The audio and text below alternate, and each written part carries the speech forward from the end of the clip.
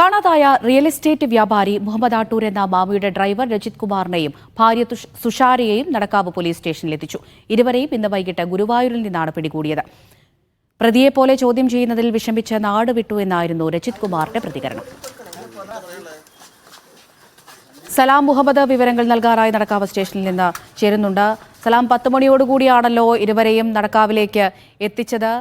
ഇനിയിപ്പോൾ എന്താണ് തുടർ നടപടികൾ?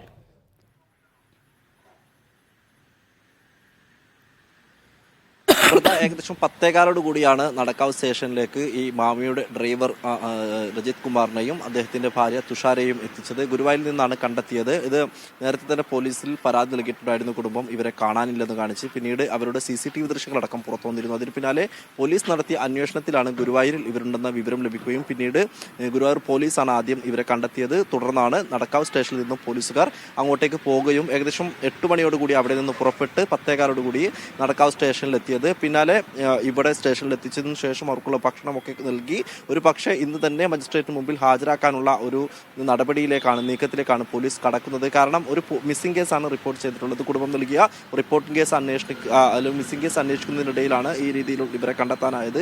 കുടുംബം പ്രധാനമായി പറയുന്ന കാര്യം, നേരത്തെ രജിത് കുമാറും പറഞ്ഞത് ഇക്കാര്യം തന്നെയാണ്. ഈ നിരന്തരമായി ക്രൈംബ്രാഞ്ച് അന്വേഷണത്തിന് ചോദ്യം ചെയ്യലിനായി വിളിപ്പിക്കുന്നു, അതിലൊരു ബുദ്ധിമുട്ടുണ്ട്. ആ ഒരു മാനസിക സമ്മർദ്ദമാണ് ഈ രീതിയിൽ ഇവിടെ നിന്നും നാട്ടിൽ നിന്നും മാറി നിൽക്കാനുള്ള ഒരു തീരുമാനത്തിലേക്ക് ഇവരെത്തിയത്. ആത്മഹത്യയിലേക്ക് തന്നെ പോകും, അല്ലെങ്കിൽ ആത്മഹത്യ ചെയ്യാനായിരുന്നു രജിത്തിന്റെ തീരുമാനം എന്ന രീതിയിലുള്ള ഒരു വിവരം കൂടി കുടുംബം പങ്കുവെക്കുന്നുണ്ട്. ഇപ്പോൾ കുടുംബം നമ്മളോടൊപ്പം ചേരുന്ന ഒരു സഹോദരനാണ്, അദ്ദേഹമാണ് ചേരുന്നത്. എന്താണ് ഇവർ പറയുന്നത്?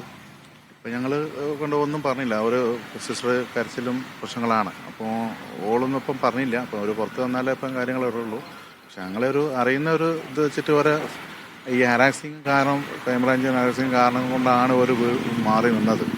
മാനസികമായിട്ട് മൊത്തം ഞങ്ങൾ ആ ഫാമിലി ഫുള്ള് അനുഭവിച്ചുകൊണ്ടിരിക്കുന്നത്. ഏത് രീതിയിലാണ് പോലീസിന് വിളിപ്പിക്കുക? ഇതിപ്പോൾ എന്താ വെച്ചാൽ, നിങ്ങളിപ്പോൾ കോൺടാക്റ്റിൽ ഒരാളുണ്ടെങ്കിൽ വിളിച്ച്, നിങ്ങളിപ്പോൾ ഒരു ഫ്രണ്ട് നിങ്ങളെ വിളിക്കുകയാണ്, ഓൻ്റെ വീട്ടിൽ പോയി ഓനെ നിങ്ങൾ എന്തിനാണ് വിളിച്ചത്, അങ്ങനെ എന്നിട്ട് ഓരോരുത്തരിങ്ങനെ ഓനിപ്പോൾ പല ആളുകൾ പല കാര്യത്തിനും ഓരോരുത്തർ വിളിക്കല്ലേ, അവരെ വിളിച്ച് കണ്ട് ഓരോ വീട്ടിൽ പോവുക, അങ്ങനെ പിന്നെ ഓൻ്റെ ഫ്രണ്ട്സിനൊക്കെ വിളിച്ച് ചോദ്യം ചെയ്യിക്കുക, അങ്ങനെ തന്നെയാണ് ഇപ്പം നടന്നുകൊണ്ട് പറയുന്നത്. ഇയാളല്ലാതെ മറ്റൊരു ഈ മാമിയുടെ തിരോധാന കേസിലെ ഒരു തെളിവ് മറ്റൊരു തുമ്പും കണ്ടെത്താനായിട്ടില്ല. ഇയാളിലൂടെ അല്ലാതെ മറ്റൊരു തുമ്പ് കണ്ടെത്താനാകില്ല എന്നാണ് പറയുന്നത്. ഇത് ആകെ അറിയുന്ന ടവർ ലൊക്കേഷൻ മാത്രമാണ് ഇവർ പറയുന്നത്. പിന്നെ ഇപ്പോൾ ഓൻ്റെ വീട് അവിടെയാണ്, തലക്കത്തൂരാണ്.